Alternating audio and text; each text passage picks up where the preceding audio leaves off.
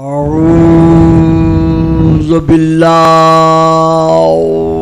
من الشیطان اللعین الرجیم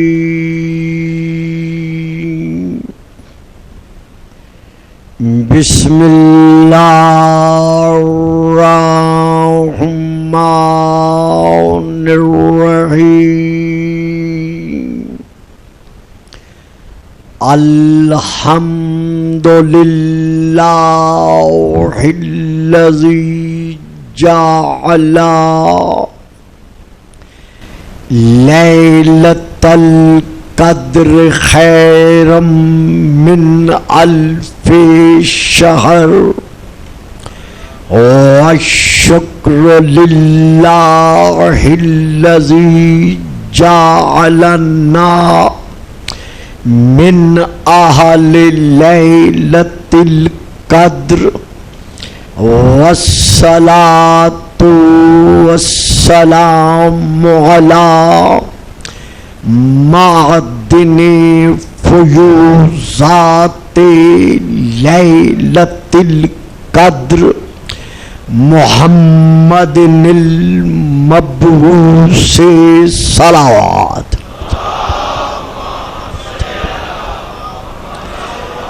قبل لیلۃ القدر وعلی جواہر علل ما ظہر فی لیلۃ القدر ثم الصلاۃ علی آلہ الذین ہم محال کتاب اللہ المنزل فی لیلۃ القدر بل ہم کتاب اللہ الناطق المنزل فی لیلۃ القدر وعلی شیعتہم الذین ہم اوراق کتاب اللہ الذی نزل فی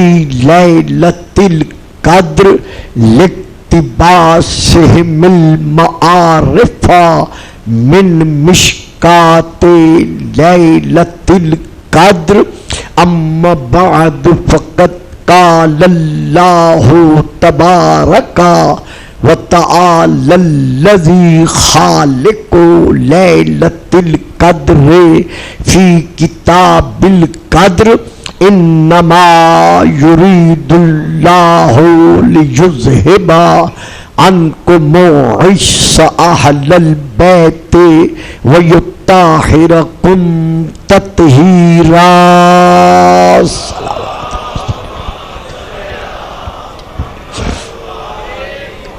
صاحبان علم و معرفت و محبت و مودت، گزشتہ تقریر میں یہ عرض کیا جا چکا ہے کہ یہاں جو من ہے وہ من بیانیہ ہے، جس سے یہ ثابت ہو رہا ہے کہ رسول پاک اور اہل بیت رسول کی اصل ایک ہے، نسل ایک ہے، حسب ایک ہے، نسب ایک ہے، ذات ایک ہے، گلدستہ صفات ایک ہے. یہاں تک کل میں عرض کر چکا ہوں، اور میں نے کنز الامال کے جلد نمبر 11 سے حوالے کے بعد یہ عرض کیا تھا کہ یہ رسول کی یہ حدیث ہے کہ علی منی و انا منہ، علی مجھ میں سے ہے اور میں علی میں سے ہوں. اب یہاں پر میں ایک اور کتاب کا حوالہ دے کر آغاز کر رہا ہوں. کتاب کا نام ہے تاریخ و دمشق الکبیر، جلد نمبر ہے اس کا 45. اس میں یہ رسول کی حدیث ہے علی خیر البشر. علیٌ، اگر کوئی اردو کتاب میں دیکھنا چاہے ان احادیث کو جو اب میں پڑھ رہا ہوں، تو آپ ہی کے لاہور سے شائع شدہ کتاب ہے آل رسول، جلد نمبر 2، پیر سید خضر حسین چشتی صاحب کی. انہوں نے بھی اسی حوالے سے جو میں نے حوالہ دیا ہے ان احادیث کو اپنی کتاب میں درج کیا ہے کہ رسول پاک نے اپنی زبان ترجمان وحی کے ساتھ یہ ارشاد فرمایا کہ علی خیر البشر، علی ہر بشر سے افضل ہے. من ابا فقط کفر، اگر کوئی میرے فیصلے کا انکار کرتا ہے تو وہ تو کفر اختیار کر رہا ہے، کیونکہ یہ فیصلہ نبی الانبیاء کا ہے، یہ فیصلہ رسول خدا کا ہے، اور اللہ کا یہ فیصلہ ہے وَمَا كَانَ لِمُؤْمِنٍ وَلَا مُؤْمِنَةٍ إِذَا قَضَى اللَّهُ وَرَسُولُهُ أَمْرًا أَن يَكُونَ لَهُمُ الْخِيَارَةُ، کسی مومن مرد کو اور کسی مومنہ عورت کو یہ حق حاصل نہیں ہے کہ وہ رسول کے فیصلے پر اپنے فیصلے کو ترجیح دے سکے.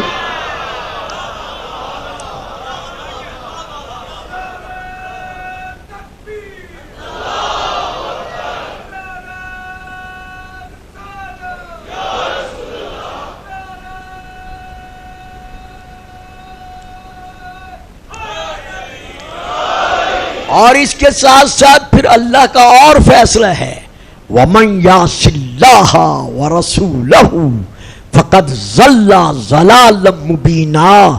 صرف اتنا اختیار نہیں کہ وہ فیصلہ بدل دے، یعنی میرے فیصلے کو بدل کر اپنے فیصلے کو مسلط کرے، مگر اگر کوئی ایسا کرے گا اللہ اور اللہ کے رسول کا نافرمان بنے گا، جتنی مرضی میں آئے نمازیں پڑھ لے، روزے رکھ لے، حج پڑھ لے، زکاتیں دے دے، خیرات دے دے، میں اللہ اعلان کر رہا ہوں ضلع ضلالا مبینا، وہ کھلم کھلا یہاں بھی گمراہ ہے وہاں بھی گمراہ.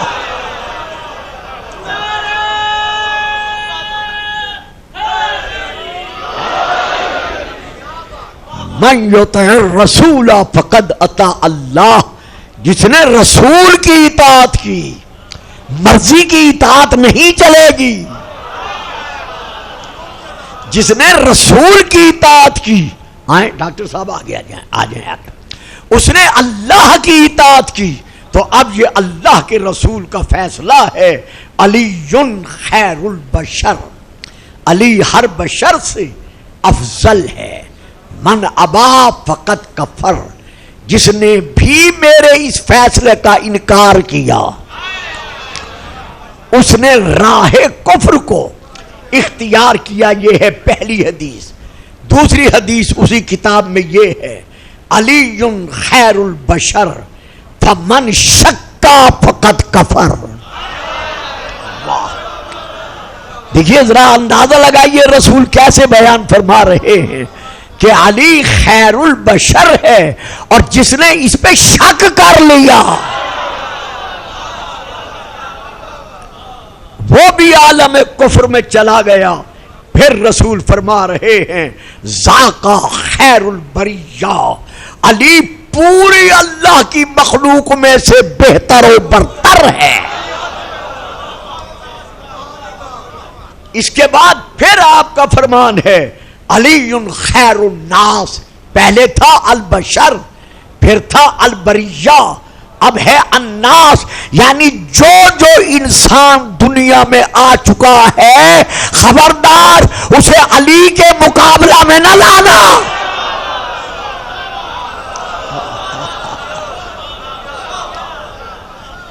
تو یہ رسول پاک کا فرمان ہے. اسی لیے اسی کتاب سے پھر میں عرض کر رہا ہوں حضرت جابر بن عبداللہ انصاری رضی اللہ تعالی عنہما یہ بیان کرتے ہیں کہ رسول خدا کے زمانے میں اور اس کے بعد بھی ما کننا نعرف المنافقین الا ببغضهم علی ایاہ. رسول اور رسول کے زمانے کے بعد جب ہم یہ دیکھنا چاہتے تھے کہ عبداللہ بن ابی منافق کی اولاد میں سے کون سا ہے، مسجد زرار بنانے والوں میں سے کون سا ہے، عقبہ کی گھاٹی میں رسول کے قتل کا منصوبہ بنانے والوں میں سے کون سا ہے، تو اس کے سامنے ہم علی کا نام لیتے تھے.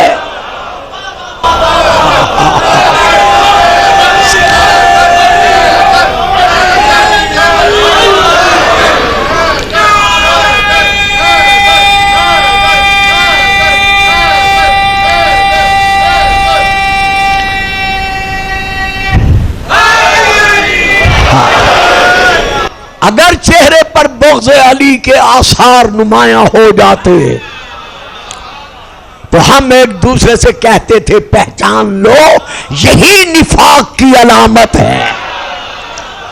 تو اب یہاں سے میں آگے بڑھ رہا ہوں، حوالہ میں دے چکا تھا، اب میں آگے بڑھ رہا ہوں. ایک ہے بغض اور ایک ہے حب. ایک ہے بغض اور ایک ہے حب. جو علی سے بغض رکھتا ہے بغض، اور ایک ہے حب. جو علی سے بغض رکھتا ہے وہ تو منافق ہے، لیکن جو محبت رکھتا ہے، جو علی سے حب رکھتا ہے، جو محبت رکھتا ہے، پھر وہ کون ہے؟ تو یہاں بھی میں اپنی طرف سے کچھ عرض نہیں کر رہا، بلکہ میں یہاں حوالہ دے رہا ہوں. کتاب کا نام ہے ینابیع المودت، اور اس کے ساتھ ساتھ کتاب کا نام ہے، یہ شاعری کی کتاب ہے جس میں سارے اشعار ہی اشعار ہیں، نوائے صوفیہ. یہ نوائے صوفیہ بھی آپ کے لاہور سے چھپی ہوئی ہے. اس میں حضرت امام شافعی رحمت اللہ علیہ سے ان کے معتقدین نے، مریدین نے، یہ ہمارے بڑے بھائیوں کے ائمہ اربعہ میں سے تیسرے امام ہیں، بڑے مشہور و معروف ہیں امام شافعی. ان سے ان کے ماننے والوں نے کہا کہ آپ ہر وقت علی کی اتنی تعریف کرتے ہیں کہ پتہ چلتا ہے کہ آپ رافضی ہو گئے ہیں. تو آخر کیا وجہ ہے آپ حضرت علی کی اتنی تعریف کیوں کرتے ہیں؟ تو یہ میں شعر، ان کے دو شعر ہیں جو ینابیع المودت سے پڑھ رہا ہوں. انہوں نے ان لوگوں کی طرف دیکھ کر فرمایا کہ کیا تم نہیں جانتے علی حبہ جنہ، علی کی محبت جہنم سے بچانے کے لیے ایک ڈھال ہے. واہ صاحب، نہیں صاحب، علی حبہ جنہ، کیا تم نہیں جانتے کہ علی کی محبت یہ میں کسی شیعہ شاعر کے یا کسی شیعہ علامہ کا کلام پیش نہیں کر رہا. علی حبہ جنہ، علی کی محبت جہنم سے بچانے کے لیے ایک ڈھال ہے. قسیم النار بالجنہ، اور علی جو ہے وہی تو جنت اور جہنم کو تقسیم کرنے والا ہے.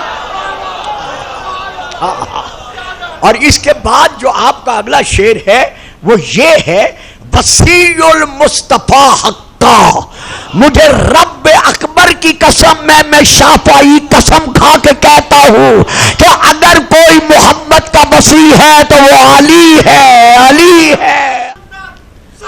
اللہم صلی علی محمد وآل محمد. بھائی مہربانی، وسیع المصطفیٰ حقا، میں رب اکبر کی قسم کھا کر کہتا ہوں کہ اگر محمد کا کوئی وسیع ہے تو وہ اللہ ہے. میں آج اس سپیکر پر بیٹھ کر، اس امام بارگاہ میں، ادارے میں بیٹھ کر، جو ہمارے اپنے آپ کو سکالر آف اسلام بھائی کہلوانے والے نے کہا ہے اپنے کلپ میں کہ رسول نے قرآن کے علاوہ اور کسی کو وسیع نہیں بنایا، تو پھر یہ بھی کہو امام شافعی غلط کہہ گیا.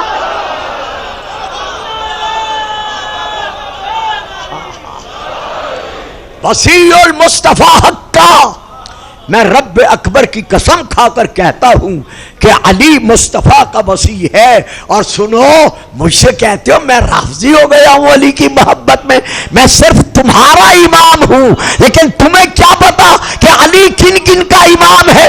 इमामुल इंस वल जिन्ना, वो लोगों का भी इमाम है, जिन्नात का भी। उन्होंने जवाब दिया अपने उन मुरीदों को जिन्होंने उनसे कहा कि लगता है कि आप राफ़ज़ी बन गए हैं, जो इतनी अली की तारीफ करते हैं। तो ये पूरे काफी अशार हैं, मैं सिर्फ एक शेर पढ़ के आगे बढ़ता हूं। वो कहते हैं, इन काना हुब्बुल अली रिफ़ज़न, अगर अली की मोहब्बत का नाम रिफ़्ज़ है, अली की मोहब्बत रखने वाला राफ़ज़ी है, तो फिर सुनो, मैं अलल ऐलान कर रहा हूं, फ़इन्नी अरफ़ज़ुल इबाद, फिर ये राफ़ज़ी नहीं, वो राफ़ज़ी नहीं, वो राफ़ज़ी नहीं, बल्कि राफ़ज़ियों में से सबसे बड़ा राफ़ज़ी मैं।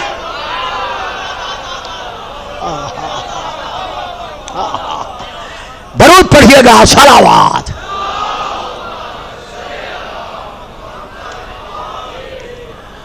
तो अब किसी का यह कहना या किसी का यह बयान करना कि रसूल पाक ने कुरान के अलावा किसी को अपना वसी मुकर्रर नहीं किया, बाकायदा कहा है कि फिर शिया हजरात अली को रसूल का वसी क्यों तस्लीम करते हैं।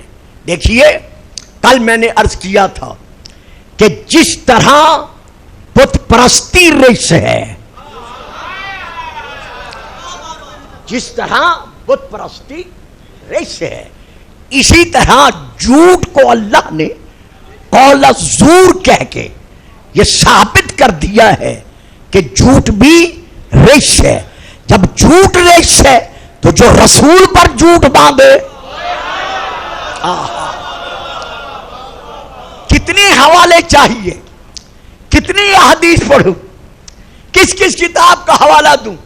आप कहते हैं रसूल वसी बनाकर नहीं गए, हम कहते हैं अल्लाह ने जब रसूल को हुक्म बख्शा था, व अनज़िर अशीरतकल अक़रबीन, कि मेरे हबीब अपने करीबियों को बुलाकर उनके सामने इस्लाम पेश करो और मेरी जब्बारियत और मेरी कहारियत से उन्हें डराओ।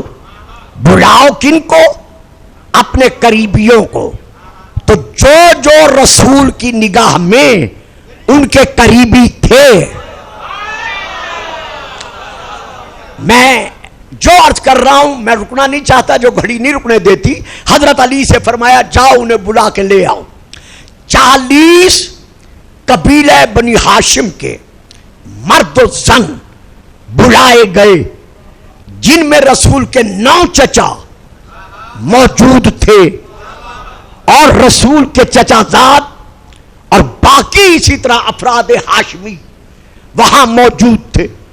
किताब का नाम तारीख कामिल जल्द नंबर 2, दूसरी किताब का नाम तारीख तबरी जल्द नंबर 2। रसूल ने खड़े होकर खिलाने पिलाने के बाद आपने खुतबा पढ़ा। खुतबे के आखिर में, अभी शुरू ही किया था, आप पहुंचे नहीं थे कि अबू लहब ने शरारत से काम लेते हुए खुतबा रुकवा दिया। फिर अली से कहा बुलाओ, दूसरे दिन फिर बुलाए गए। ज़हनों में रहे इतना बड़ा अहम जलसा और इतना बड़ा अहम पैगाम जो अल्लाह की तरफ रसूल ने पहचान पहुंचाना है, उसके लिए रसूल ने सफीर मुकर्रर किया 13 साल के अली को। फकत 13 साल अली को कि तुम बुला के ले आओ। अली दूसरे दिन फिर लाए, फिर दावत का इंतजाम था, खूब दावत खाई। रसूल ने चाहा फिर कुछ कहे, फिर अबू लहब ने टोक दिया। तीसरे दिन फिर बुलाया।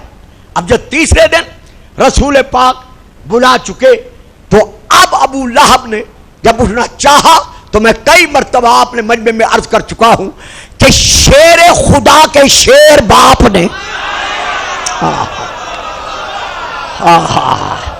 شیر خدا کے شیر باپ نے بھرے مجمع میں ہاشمیوں کا اجتماع میں شیرانہ انداز میں گرج کر ابو لہب کی طرف دیکھ کر کہا اس کت یا آورو اور کانے چپ کر جا.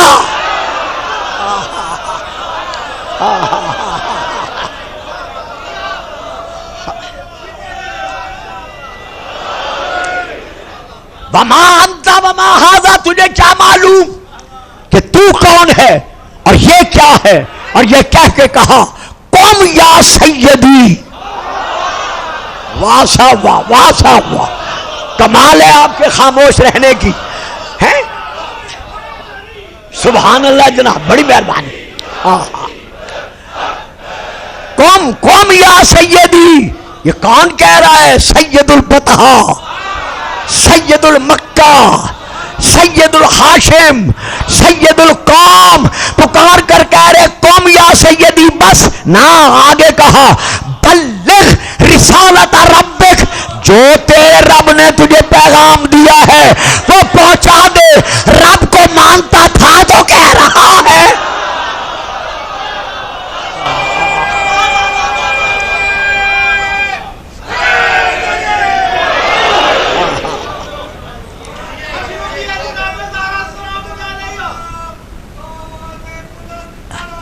اللہم صلی اللہ محمد و آل محمد.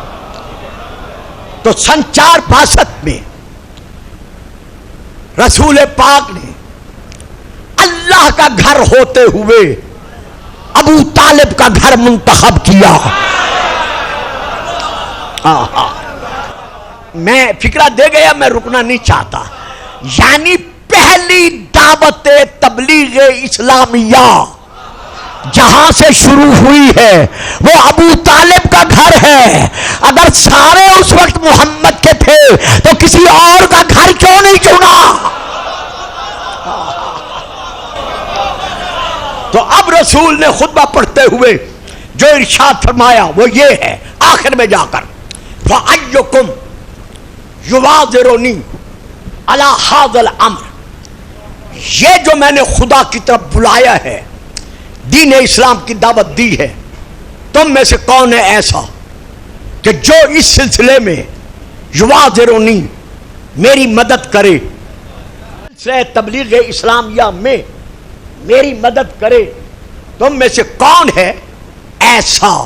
اور جو بھی آج میری مدد کا وعدہ کرے گا، یہ ہے تاریخ طبری اور تاریخ کامل کے کلمات کہ جو بھی وعدہ کرے گا الا ان یکون اخی و وصیی و خلیفتی فیکم، وہی تم میں میرا بھائی ہوگا، میرا وصی ہوگا، میرا خلیفہ ہوگا. آ جائیں آپ، آگے آ جائیں، آ جائیں اپنی جگہ پہ آئیں. درود پڑھیں، صلوات. آئیے پہلے خطبے میں، پہلے جلسے میں جہاں اللہ کی الوہیت کا اعلان کیا، جہاں اپنی نبوت اور رسالت کا اعلان کیا، وہاں فرما دیا کہ میرا وصی کون ہوگا؟ بھائی ہوگا، وہی میرا وصی ہوگا، وہی میرا خلیفہ ہوگا. یہ ہے ایک حوالہ. پھر اس کے بعد اب میں دوسرا حوالہ دے رہا ہوں. جہاں تاریخ طبری ہے وہی تاریخ کامل ہے. رسول پاک نے ارشاد فرمایا کہ تم میں سے کون ہے ایسا جو میری مدد کا وعدہ کرے؟ تو علی خود کہتے ہیں کہ میں کھڑا ہو گیا. قلت انا یا نبی اللہ، میں نے عرض کیا ہے نبی اللہ میں حاضر ہوں. جب میں نے اتنا کہا فاخذ برکبتی، رسول نے میری گردن میں سب کے سامنے ہاتھ ڈالا. ہاتھ ڈال کر ثم قال، پھر رسول نے فرمایا دیکھ لو ان ھذا اخی، ان ھذا اخی. اب بھائی یہ بچے بٹھا دیں نا، ان شہزادوں کو بٹھا دیں. ان ھذا اخی، یہی میرا بھائی ہے. صرف بھائی ہے نا ووصی، یہ فکر تاریخ کامل کے ہیں.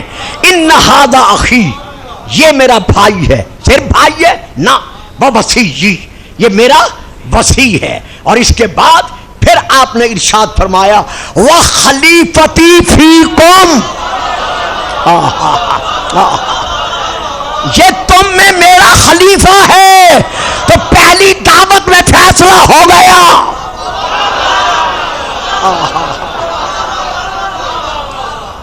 اب ہم پھر رئیس سے آگے بڑھتے ہیں.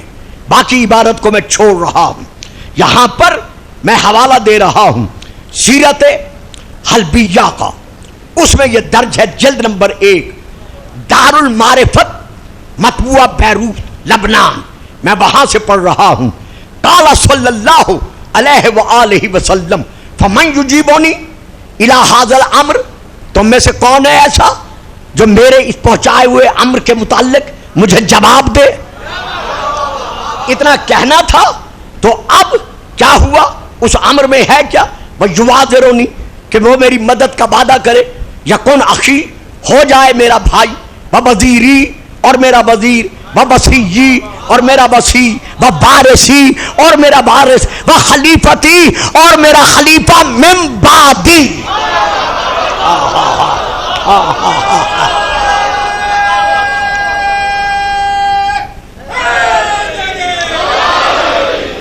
جس گھرانے نے اسلام کو اس انداز میں منوایا تھا اور پروان چڑھایا تھا، اور سند تکمیل اسلام کو جس گھرانے کے سبب حاصل ہوئی، رونا تو اسی بات کا ہے کہ اس گھرانے کو ایسا لوٹا گیا، ایسا لوٹا گیا کہ لوگوں کو پتہ ہی نہیں چلا کہ یہ لٹنے والے ہیں کون.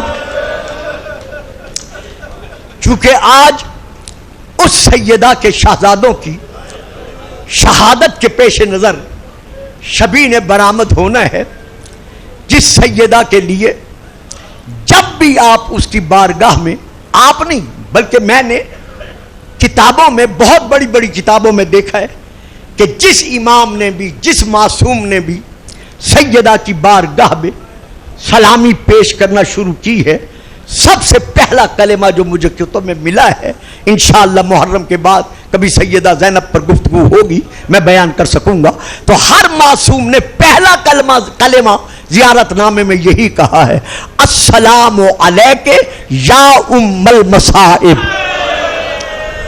بس اس سے بڑا مصائب نہیں ہو سکتا. یعنی آپ کے ہر معصوم امام نے جب بھی سیدہ کی بارگاہ میں سلامی پیش کی ہے، سلام پڑھا ہے، تو یہی کلمات ادا کیے ہیں، السلام علیک یا ام المصائب، اے تمام مصائب کا مجموعہ، اے تمام دکھوں کی چلتی پھرتی تصویر، ہمارا آپ پر سلام ہو. میں یہاں پھر ایک اور بات بھی کہنا چاہتا ہوں جو حضرت علامہ نہیں بلکہ آیت اللہ سید عباس، جناب عباس عزیزی صاحب نے سیدہ زینب کی جو تاریخ لکھی ہے اس میں انہوں نے تحریر فرمایا ہے، اور دوسری کتاب کا نام ہے گریز ہائے مداحی، اس میں بھی یہ کلمات موجود ہیں. اور بھی چند کتابیں ہیں، اب حوالے دینے کا وقت نہیں ہے، ان میں یہ موجود ہے کہ جب یہ سیدہ ظرف عصمت سے عصمت کو بچانے کے لیے ظہور پذیر ہوئی، تو ظہور پذیر ہوتے ہی اس سیدہ نے رونا شروع کیا. پہلا کام جو ہے اس بی بی کا، ظرف مادر سے آتے ہی اس سیدہ نے رونا شروع کیا اور روتے ہوئے کہا یا اخی حسین، ہائے میرا بھائی حسین. جب یہ بی بی حسین کا نام لے کر روئی، روتے ہوئے علی بڑھے. سیدہ بطول نے بیٹی کو اٹھایا، منہ سر چوم کر چپ کرانا چاہا، لیکن سیدہ کا گریہ بڑھتا گیا. جب گریہ بڑھا تو اب بابا کو بلایا کہ بابا اللہ نے شہزادی بخشی ہے جس کا آپ اکثر ذکر کیا کرتے تھے، لیکن آتے ہی اس نے رونا شروع کیا ہے، اور صرف رو نہیں رہی بلکہ رو رو کے یا اخی حسین کہہ رہی ہے۔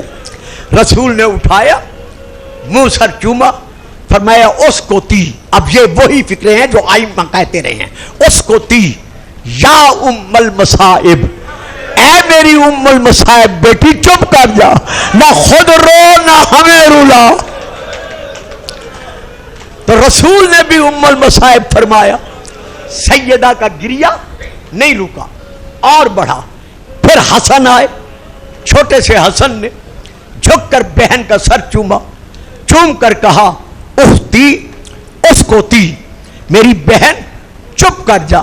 سیدہ کا رونا بند نہیں ہوا۔ اب رسول نے کہا علی میرا حسین کہاں ہے، میرے حسین کو لے آؤ۔ 2 سال کا حسین چلتا ہوا حجرے میں آیا۔ جب بہن کو اپنا نام لے کر روتے ہوئے دیکھا، حسین آگے بڑھے، بڑھ کر سر چوما، سر چوم کر کہا اختی اس کو تی ان الحسین، بہن جس کا نام لے کے رو رہی ہے وہ حسین آ گیا ہے، اب تو چپ کر جا۔ جب امام نے کہا وہ حسین آ گیا ہے اب تو چپ کر جا، بی بی کا گریہ نہ رکا تو اب حسین جھکے، اتنے جھکے کہ بہن کے کان کے قریب ہو گئے، قریب ہو کر کہا بہن زینب حسین وعدہ کرتا ہے آج میرے کہنے پہ تو چپ کر جا، کل اگر زندگی کے کسی موقع پر، کسی منزل پر، کسی بازار میں، کسی دربار میں تو مجھے روتا ہوا دیکھ کر کہے گی حسین چپ کر جا،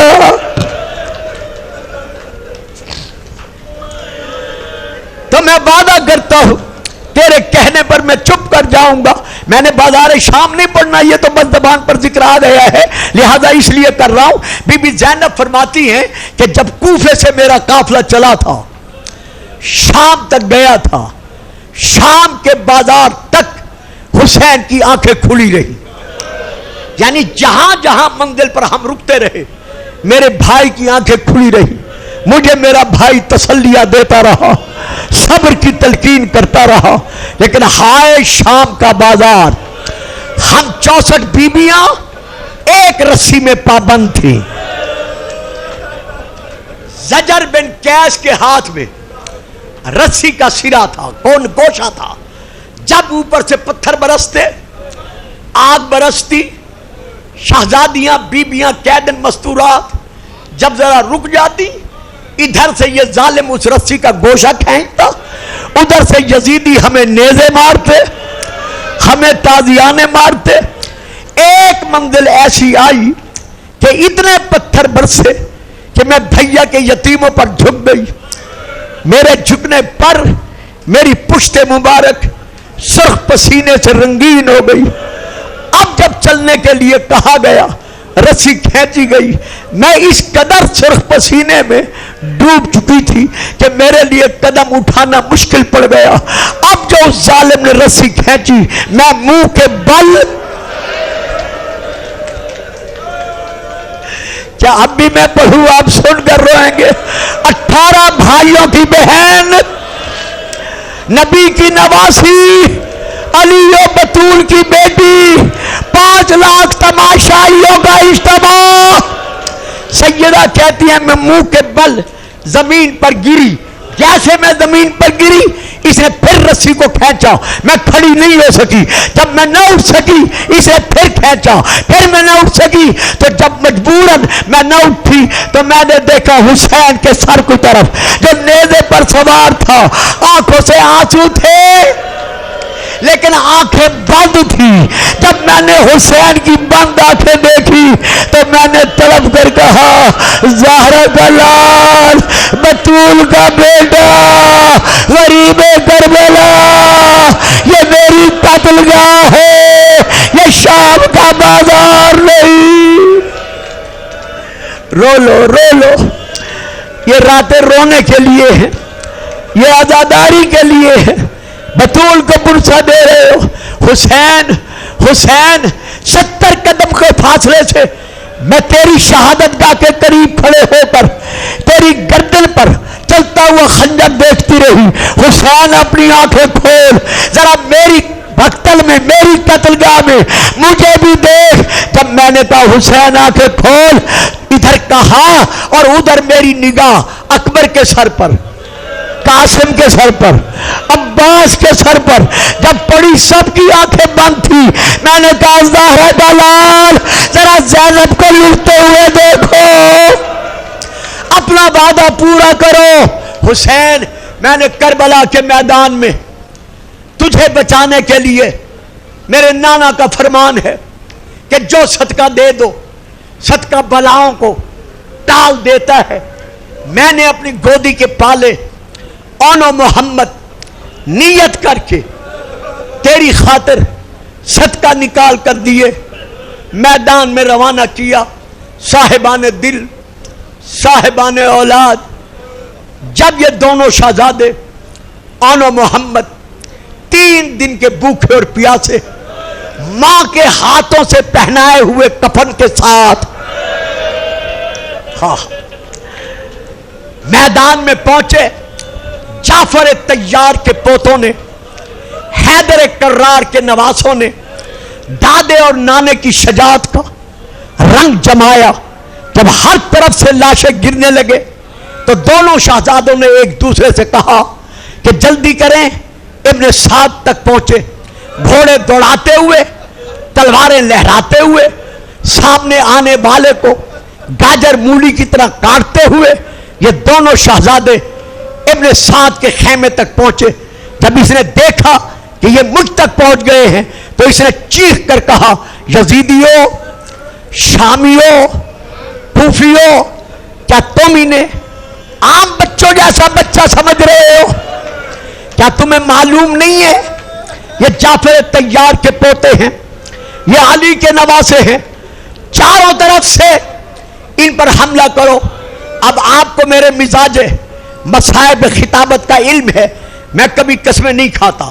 رب اکبر کی قسم, یہ میں ہاتھ رکھ رہا ہوں مولا عباس کے پنجے پر. یہاں جو تاریخ کے فکرے ہیں وہ یہ ہیں کہ ابن سعد کا اتنا کہنا تھا 4000 تیر. اللہ اکبر, اللہ اکبر, میں نے پڑھ دیا, آپ نے سن لیا. 4000 تیر چاروں طرف سے ان شہزادے پر برسے. اب اندازہ لگاؤ تعداد کتنی ہے, اور یہ بچے 3 دن کے بھوکے اور پیاسے. جب ہر طرف سے تیر لگنے شروع ہوئے لیکن بچوں کی کاٹ میں پھر بھی فرق نہ آیا. جب آگے بڑھے تو عامر بن ناشل ملعون نے اپنا نیزہ جناب محمد کے پشت مبارکہ میں مارا, پھر وہاں سے نکال کر پہلو میں نیزہ مارا. چونکہ تیروں سے چھلنی تھے, ادھر نیزہ لگا, ادھر یہ جناب زینب کی گود کا پالا زین سے زمین پر آیا, پکار کر کہا بھیا میں گر گیا ہوں. ابھی یہ شہزادہ گرا تھا اور آگے بڑھا حملہ کرنے کے لیے.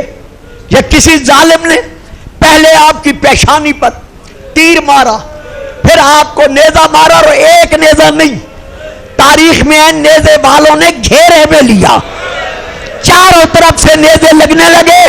دروازے سے سیدہ نے دیکھ کر کہا آنا, آگے بڑھنا, پیچھے نہ آنا. اللہ اکبر, اللہ اکبر. جعفر طیار کا پوتا انتہائی زخمی حالت میں زمین پر گرا. جیسے گرا ظالموں نے ایک دوسرے سے کہا جلدی کرو, ان دونوں کی لاشوں پر اتنے گھوڑے دوڑاؤ کہ ان کی ماں لاشیں پہچان نہ سکے. لیکن ان کے گھوڑے دوڑانے سے پہلے شہزادہ علی اکبر, مولا عباس, شہزادہ قاسم شہزادوں کی لاش تک پہنچ چکے تھے. حسین پھر ان کے پیچھے روانہ ہوئے, دونوں شہزادوں کی لاشیں اٹھائیں, خیمہ گاہ میں لائے, لا کے خیمہ گاہ میں بچوں کو سلا دیا. اب امام نے کہا بہن زینب آؤ اپنے بچوں کا آخری دیدار کر لو. رو کے کہا حسین میں نے صدقہ نکالا تھا, حسین میں بچوں کو دیکھنے نہیں آتی، کہا بہن میں امام بن کے کہہ رہا ہوں آ کے پیشانی چوم لے، ان کے چہرے چوم